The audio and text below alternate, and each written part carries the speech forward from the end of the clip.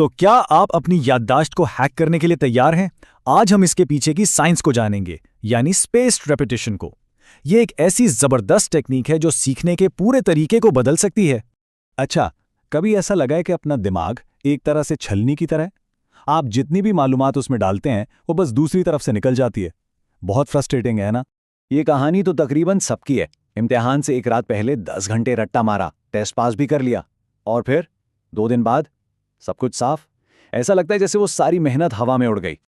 लेकिन क्या हो अगर मैं कहूं कि एक खुफिया कोड मौजूद है, एक ऐसा तरीका जिससे इल्म सिर्फ दिनों के लिए नहीं बल्कि सालों तक दिमाग में टिक जाए।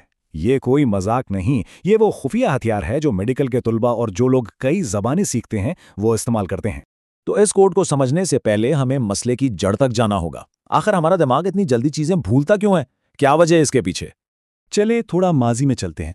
सन 1885 में हरमन एबिंगहास नामी एक साइकोलॉजिस्ट ने एक बड़ी दिलचस्प बल्कि चौंका देने वाली चीज दरियाफ्त की। उसे आज हम द फॉरगेटिंग कर्व या भूलने का ग्राफ कहते हैं।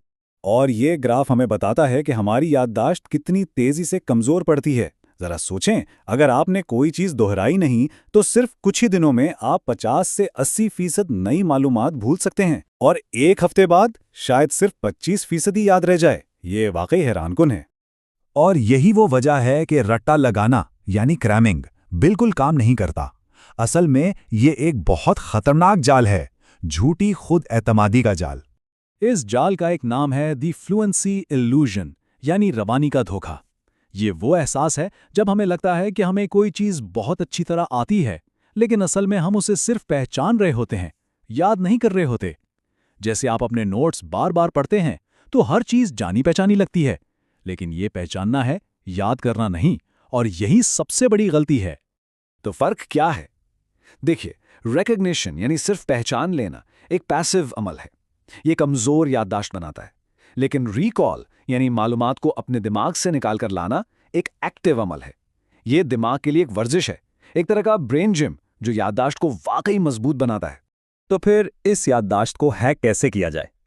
इसका हल बहुत जबरदस्त है और उसके 2 हिस्से हैं। पहला हिस्सा है एक्टिव रिकॉल, यानी दिमाग से मालूमात को कोशिश करके जोर लगाकर बाहर निकालना। यही वो वर्जिश है जो आपकी याददाश्त को मजबूत बनाती है। किताब या नोट्स को देखे बगैर जब दिमाग को मालूमात याद करने के लिए मेहनत करनी पड़ती है, तभी असल काम होता है। और इसके पीछे की साइंस भी कमाल की है।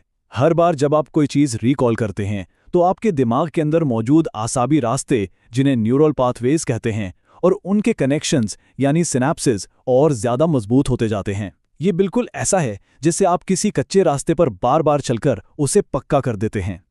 और हल का दूसरा हिस्सा है स्पेस्ड रेपिटेशन। ये एक ऐसी टेक्निक है जिसमें आप मालूमात को बढ़ते हुए वक्फों पर दोहराते हैं। और सबसे अहम बात, आप इसे ठीक उस वक्त दोहराते हैं जब आप इसे भूलने ही वाले हों। टाइमिंग ही सब कुछ है। और इसका असर कितना होता है? रिसर्च के मुताबिक रट्टा लगाने के मुकाबले में स्पेस्ड रेपिटेशन का इस्तेमाल आपकी तवील मुद्दती याददाश्त को 200% तक बेहतर बना सकता है। जी हां, 200%। अच्छा, तो अब आप सोच रहे होंगे कि ये शेड्यूल बनता कैसे है। जैसा कि मैंने कहा, इस तकनीक में वक्त ही सबसे अहम चीज है। तो वो मिसाली शेड्यूल क्या है? तो ये है वो खुफिया कोड या सीक्रेट रेसिपी।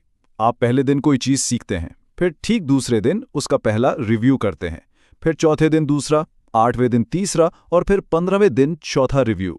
इस तरह वक्फा बढ़ता जाता है और 1 महीने के अंदर वो मालूमात आपकी मुस्तकिल याददाश्त का हिस्सा बन जाती है। ठीक है, तो अब सवाल यह है कि इन तमाम तारीखों और वक्फों का हिसाब कौन रखेगा? ये तो बहुत मुश्किल लगता है। लेकिन घबराने की बात नहीं। खुशकिस्मती से हमारे पास कुछ बेहतरीन टूल्स और तरीके हैं जो इस सारे अमल को बहुत आसान बना देते हैं। सबसे मशहूर ऐप है एंकी। ये एक बहुत ताकतवर एल्गोरिदम इस्तेमाल करती है। फिर है रेम नोट, जो आपके नोट्स को खुद ही फ्लैश कार्ड्स में बदल देती है। बहुत कारआमद है। क्विजलेट इस्तेमाल में बहुत आसान है और इसमें गेम्स भी हैं।